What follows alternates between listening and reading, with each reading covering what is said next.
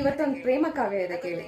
ನಗುತ್ತೇನೆ, ಅಳುತ್ತೇನೆ, ಮುನಿಸಿಕೊಳ್ಳುವವರೆಗೂ ಮುನಿಸಿಕೊಳ್ಳುತ್ತೇನೆ, ಹೀಗೆ ಆಟವಾಡುತ್ತೇನೆ, ನಿನ್ನನ್ನು ಮರುಸೃಷ್ಟಿಸುವ ಸೋಜಿಗದ ಸಾಲುಗಳಿಗೆ ಸಾಕ್ಷಿಯಾಗುತ್ತೇನೆ.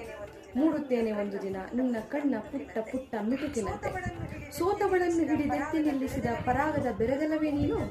ಭೂಮಿಗಂಧ ನಾನು, ಬೆಟ್ಟ ಬಯಲು ಹಸಿರು ಉಸಿರು ಕಡಲು ಮುಗಿಲು, ಇರುವುದಕ್ಕೆ ಮುಂಬರುವುದಕ್ಕೆ ನನ್ನೊಳಗೆ ಆಕಾರ ಮೂಡಿಸುವ ಕಲಾವಿದ ನೀನು.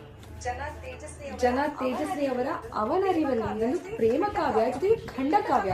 ಈ ಖಂಡಕಾವ್ಯ ಅಂದ್ರೆ ಏನು ಅಂತ ತುಂಬಾ ಜನ ಕೇಳಿದ್ರಿ. ಒಂದು ಕಥೆಯನ್ನ ಒಂದೇ ಸ್ಟ್ರೆಚಲ್ಲಿ ಸುದೀರ್ಘವಾಗಿ ಕವಿತೆಗಳ ಮೂಲಕ ಬಣ್ಣಿಸುವ ಒಂದು ಕಥಾ ಪ್ರಕಾರಕ್ಕೆ ನಾವು ಖಂಡಕಾವ್ಯ ಅಂತ ಕರಿತೀವಿ. ಅಂದ್ರೆ ಇದರಲ್ಲಿ ಸ್ಟೋರಿ ಇರುತ್ತೆ, ಕಂಟಿನ್ಯೂಸ್ ಸ್ಟೋರಿ ಇರುತ್ತೆ. ಟೋಟಲಿ ಇದರಲ್ಲಿ 87 ಪುಟ ಇದೆ. 87 ಪುಟನೂ ಒಂದೇ ಕತೆ ಸುದೀರ್ಘವಾಗಿ ಕವಿತೆಗಳ ಮೂಲಕ ವಿವರಿಸಿದ್ದಾರೆ. ಈ ರೀತಿ